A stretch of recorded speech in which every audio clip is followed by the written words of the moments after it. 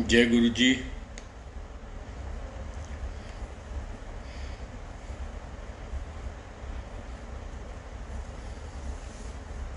जय गुरु जी।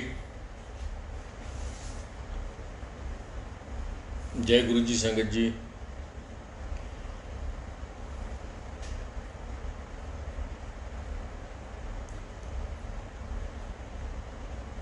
इस लॉकडाउन के पीरियड में, now we can say lock on period, but still was then lockdown. हमें कई दिनों से गुरु जी के सत्संग करने के मौका मिल रहा है और सुनने का भी मौका मिल रहा है। अब इसमें भी कोई गुरु जी की लीला होगी, कुछ बताने की, कुछ समझाने की, कुछ लोगों को जोड़ने की, कुछ लोगों के कष्ट काटने की। लेट अस होप कि जो गुरु कर रहा है वो हमेशा अच्छा करता है। ये तो कोई कहने वाली बात ही नहीं है, बट लेट अस होप कि सब कुछ थोड़ा बहुत हमारी मन मुताबिक भी हो जाए, एज पर आवर विशेस। वैसे तो गुरु जो कर रहा है, जो भी कर रहा है, हमेशा मान के चलो, और प्रैक्टिकली भी ये दिस इज ट्रूथ, कि जो भी वो कर रहे हैं वो अच्छा ही करते हैं। गुरु जी ने एक जगह बोला था, एक लाइन लिखवाई हुई है, सुख दित्ता पर दुख ना कटिया। सुख दित्ता पर दुख ना कटिया, उस सुखदा फिर की करना। एक भजन जो स्पेशली गुरु जी ने शायद लिखवाया है, जैसा मैंने सुना था, मुझे नहीं मालूम। उसमें एक लाइन आती है कि सुख दित्ता पर दुख ना कटिया, उस सुखदा फिर की करना।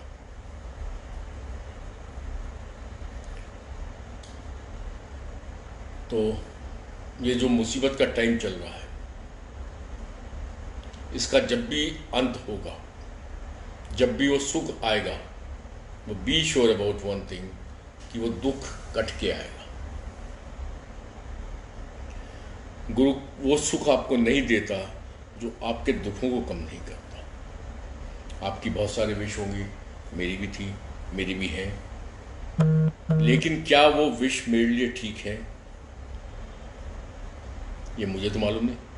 आज की तारीख में जो विश है वो मेरे लिए बहुत बढ़िया चीज़ है। क्या वो गुरु के हिसाब से विश हमारे लिए ठीक है, वो गुरु को पता। भाई मेरा बिजनेस नहीं चल रहा आज की तारीख में, तो मैं चाहूँगा मेरा बिजनेस चले, लेकिन हो सकता है कि बिजनेस अभी हाल फिलहाल चलने में मुझे कुछ ज़्यादा प्रॉब्लम्स फेस करनी हो, तो गुरु उसको ठीक कर रहा होगा। मान लो किसी की बेटे की शादी नहीं हो रही, अब शादी नहीं हो रही, गुरु से मांगते हैं कि गुरु जी मुंडे की शादी करा दो। पता चला कि शादी होनी है, घर में कलेश होने हैं, तो गुरु वो सुख नहीं देगा। सुख मिलया पर दुख ना कटिया, फिर उस सुखदा की करना। ये तो गुरु की वाणी है, गुरु की ही वाणी है। खेल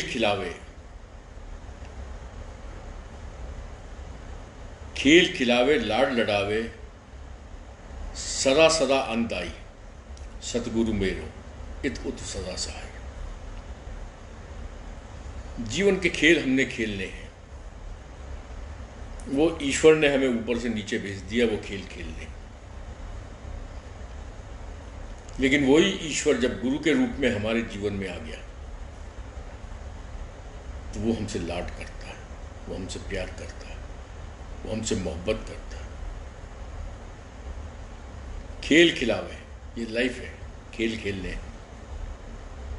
लाड लड़ावे सदा सदा अंदाई, सदगुरु मेरो इत उत सदा सहाय। तो अपने पास गुरु जी ने बुलाया है हमें, कोई ना कोई बहुत बड़ा मकसद होगा। एक छोटी सी बात आप सोचें, क्या जीवन का मकसद सिर्फ पैदा होना है, पैदा होके अपने डेली रूटीन के काम करते करते मर जाना है? भाई हम पैदा हुए, बचपन में बचपन की तरह रहे, जवानी में जवानी की तरह रहे, अधेड़पन में अधेड़पन की तरह रहे, बुढ़ापे में बुढ़ापे की तरह रहेंगे, उसके बाद शरीर त्याग देंगे और चले जाएंगे। क्या इस पर्पस के लिए ईश्वर ने धरती बनाई है? अगर इस पर्पस से ईश्वर ने धरती बनाई है अपने खेल खिलाने के लिए, तो I think this is mockery with the we people.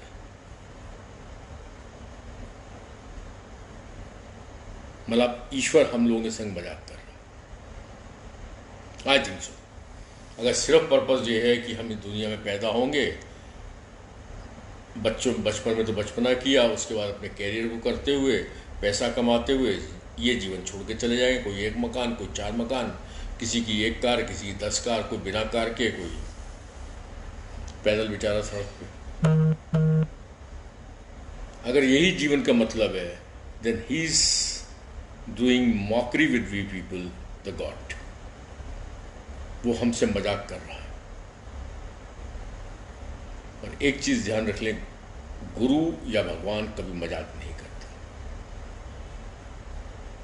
गुरु जी बहुत मजाक करते थे, लेकिन फिर मैं बोलूंगा कि वो इतना सबको पता बहुत मजाक करते थे, सरकास्टिक वे में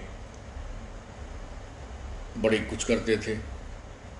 लेकिन be sure about one thing कि गुरु कभी मजाक नहीं करता। उसकी मजाक के अंदर भी कुछ ना कुछ डेप्थ होती है। जैसे कई चीज़ें थी। एक कोई सीनियर एक्साइज डिपार्टमेंट के ऑफिसर गुरु जी के साथ खड़े हुए थे, उनके हाथ दबा रहे थे। मेरे सामने गुरु जी ने उनसे कहा, और जा भाई जा, तू ते ऐश कर, रिश्वता खाते ऐश कर।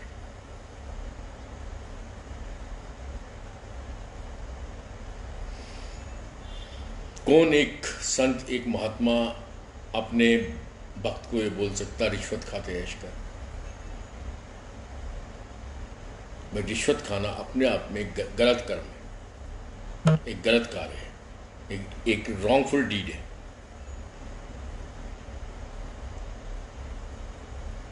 पर गुरु जी ने मेरे सामने उनको बोला, चल तू तो रिश्वता खाते ऐश कर। जीवन का लेना देना। आज 1 साल का बच्चा कैंसर से मरता है,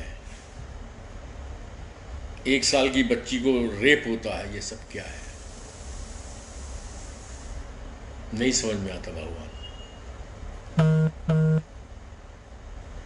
वही दीवार दे इस पासे की तेनों की बता। कौन से जन्मों के कर्म का भुगतान वो बच्चा कर रहा है जो हॉस्पिटल में कैंसर से मर रहा है? कौन से जन्म का गुनाह उसने किया है कि वो, जैसे कर्नल बोलना नहीं चाहिए, बहुत ऐसे हैं, बहुत संगत है, बहुत सत्संग है, कोई रीज़न आपको समझ में नहीं आएगा। लाइक एक मैं छोटा सा एग्जांपल आपको दे रहा हूँ। कर्नल तूर का बेटा 18 साल तक जो सुन नहीं सकता था, गुरुजी ने कर्नल साहब से कहा कि उसके कान के अंदर बादाम रोगन पाओ, 10वें दिन वो सुनने लगेगा। And as per gurus word, 10वें दिन he could listen 20% on decibel level. अब बात यही आती है कि 18 साल तक उसको गूंगा क्यों रखा?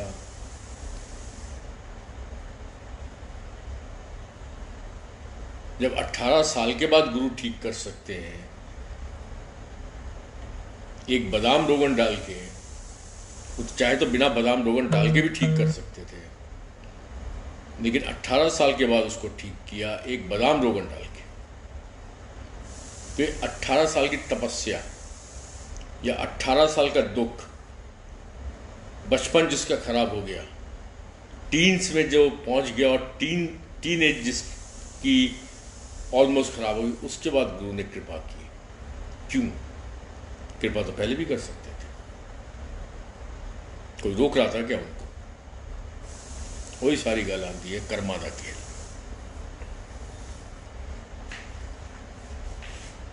हर चीज में कर्मों का खेल है।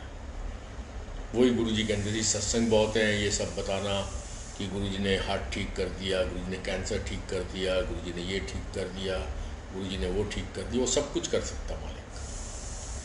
मेरे ख्याल इतने दिनों से आप लोग भी सब सत्संग सुन रहे हैं। मेरे भी एक्सपीरियंसेस आप सुन रहे हैं जो गुरु ने मेरे संग किए। आप दूसरी संगत के भी एक्सपीरियंसेस सुन रहे हैं कि एक झटके में रीढ़ की प्रॉब्लम दूर कर दी, दूसरे झटके में कैंसर ठीक कर दिया, तीसरे झटके में अस्थमा क्योर कर दिया।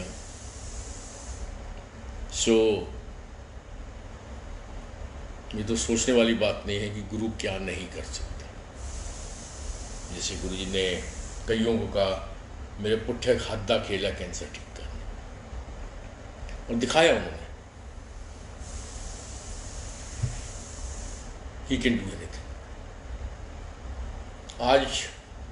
आज के सत्संग में मैं आपसे कोई सत्संग गुरु के बारे में शेयर नहीं करूंगा, लेकिन कुछ गुरु की कही हुई बातें जो उन्होंने संगत से कही या संगत को एक्सप्लेन की, वो मैं एक दो बातें आपसे आज करूँगा। शायद गुरु की भी इच्छा यही है, क्योंकि सत्संग में वो जो बुलवा रहे हैं वो उनको पता। वन फाइन डे, क्योंकि फिर मैं बार बार बोलूंगा कि गुरु जी प्रवचन, मास प्रवचन नहीं करते थे। बाकी गुरु के हर एक्शन में, गुरु की हर चीज में, गुरु के हर मजाक में, गुरु के हर जोक में, गुरु के हर सरकास्टिक वे में, गुरु की हर मौकरी में कोई ना कोई रीजन छुपा होगा, कोई ना कोई बहुत स्ट्रांग मैसेज होता है।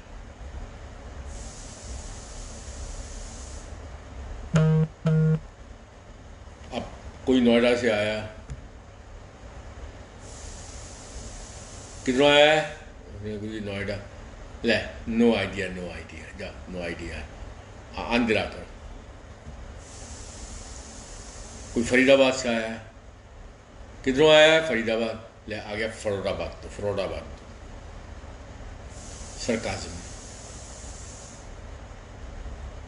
उसके पीछे भी कोई ना कोई रीजन होगा गुरु कहने का। ग्रेटर कैलाश, किधरों? ले, गटर कैलाश। तो आ गया गटर कैलाश, तो जहाँ गुरु जी ने पहला मंदिर बनाया था। हम सब लोग सब वही नो आइडिया के संग जी रहे हैं। हम सब लोग फ्रॉड हैं, चाहे जितनी मर्जी बातें कर लें। हम सब लोग गटर के अंदर जीते हुए कीड़े मकोड़े हैं गुरु के सामने।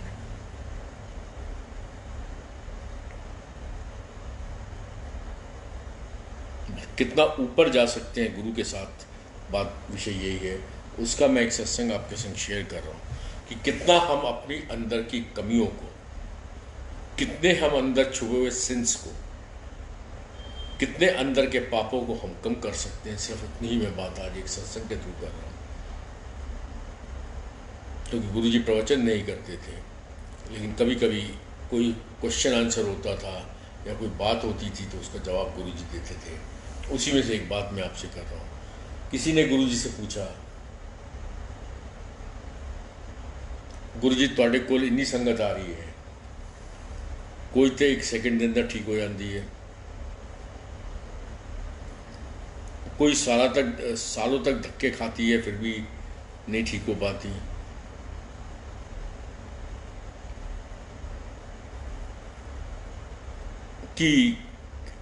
कि सिस्टम की,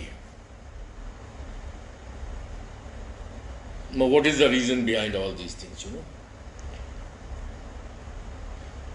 Some comes immediately, he or she gets blessed, or his or her wishes they get fulfilled. और कुछ लोग ऐसे आते हैं जिनकी विश तो छोड़ो, उनकी नीड भी पूरी नहीं हो पाती। उस चीज़ का गुरुजी ने बहुत सिंपल जवाब दिया, कहते सबदे अपना कर्माता हिसाब किताब है।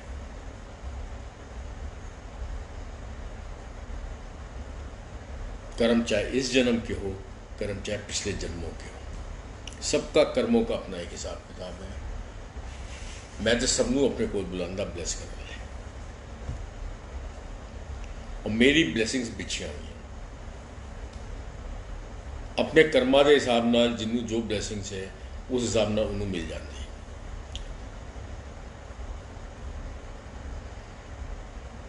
कुछ लोग चीज़ा मंगन आते हो और चीज़ा उन्होंने भाग्य के अंदर नहीं है, तो मैं किस तरह दे देंगा। उन्होंने चंगी नहीं है। वही शुरू में मैंने एक लाइन बोली, सुख मिलिया पर दुख ना कटिया, उस सुख का फिर की करना। वो सुख गुरु आपको नहीं देगा जो आपके लिए अच्छा नहीं होगा। तो वही गुरु जी ने कहा, आंदे हो ब्लेसिंग्स बिछियां हुई हैं, सब लोग अपनी अपनी चीज़ा मांगते हो, जिसके कर्मानुसार जिन्होंने वो चीज़ चाहिए उन्होंने वो मिल जाती है। बाकी जड़ी चीज़ मैं सोच भाई आपके कर्मों के हिसाब से वो आपके लिए अच्छी नहीं है, तो गुरु वो आपको नहीं देता है। बाकी मेरी ब्लेसिंग बिछी हुई हैं, जो मर्जी आके ले। सब लोग आके किसी ने कुछ चाहिए, किसी ने कुछ चाहिए, किसी ने कुछ चाहिए, लेकिन असल चीज़ कोई भी नहीं मांगता।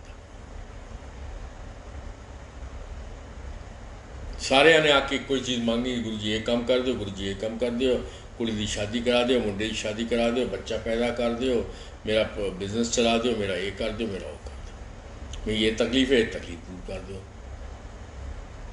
लेकिन असल चीज़ आके कोई नहीं मांगता। फिर पूछा गया कि गुरु जी असल चीज़ की होती है, जो उस अंकल का सत्संग था। तो गुरु जी ने जवाब दिया कि मेरे को लांदे हो, आओ आके सद्बुद्धि मंगो, सुमति मंगो, चंगी मत मंगो।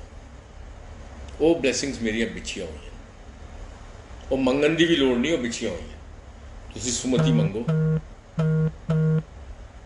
आप ही मिल जाओगे। मेरा कोई काम नहीं, मैं तो बिछाती हूँ। सुमति मैंने बिछा दी है, आप आओ, आप उसको लो, अपने आप लो, ऑटोमेटिक लो, अपने घर में बैठ के लो, बड़े मंदिर में जाके लो, छोटे मंदिर में जाके लो, सत्संग में जाके लो, अपने घर में गुरु जी के चरणों से मांगो, गुरु जी सुमति दो। वही गुरु जी ने कहा कि मैं तो सुमति बिछाई हुई है, ले लो। मंगन की भी लोड़ नहीं, वो तो बिछिया हुई। सुमति तुसी लेंदे हो, उस तो बाद सुमति लैन तो बाद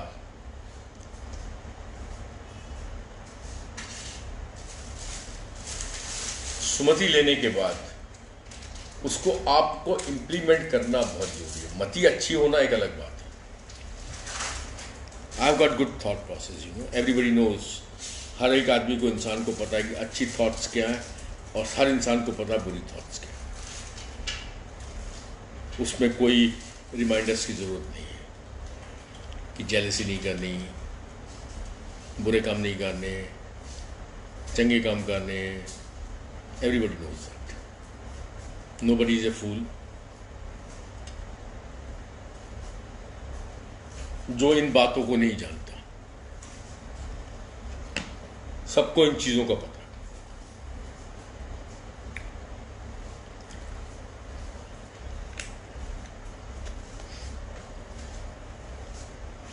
लेकिन implementing part, you know, that's more important. We all know कि ये अच्छा काम है, ये बुरा काम है, we all know. At least this much of senses we have got.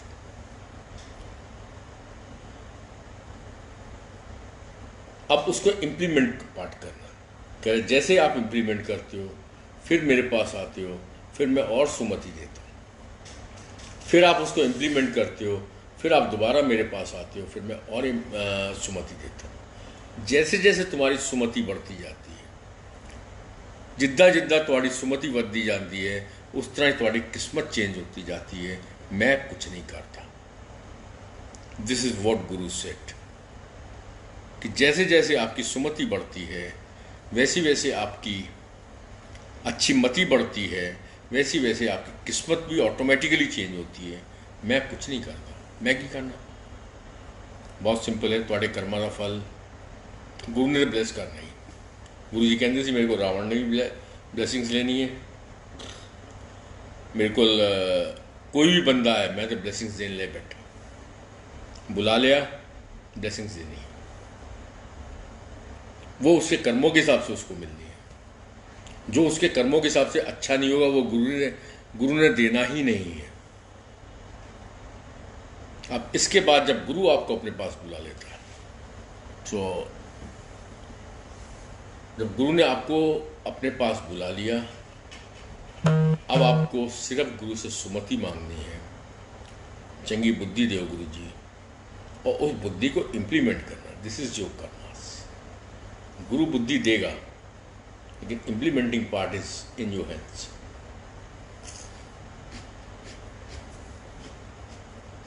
सो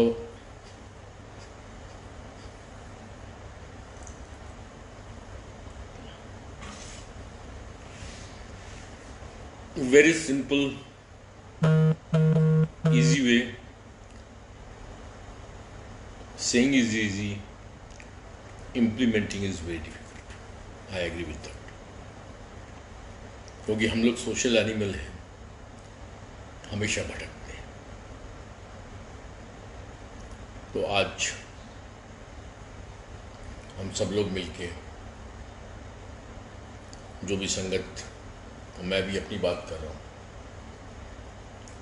पहले तो गुरु जी से अपने कर्मों की माफ़ी मांगे, जो भी बुरे कर्म हमने किए, और कोशिश करें कि गुरु से सद्बुद्धि मांगे, और 100% अपने कर्मों में कोशिश करें कि मेरा गुरु महाशिव है, मेरा गुरु माफ़ी दाता है, मेरा गुरु मेरे कष्ट अपने ऊपर लेता है, कि मेरे गुरु जी, मैं अच्छी थॉट्स को जीवन में इम्प्लीमेंट भी करूं। बस इन्हीं चीज़ों के संग आज का सत्संग में यही विराम देता हूं। जय गुरु जी। Good night.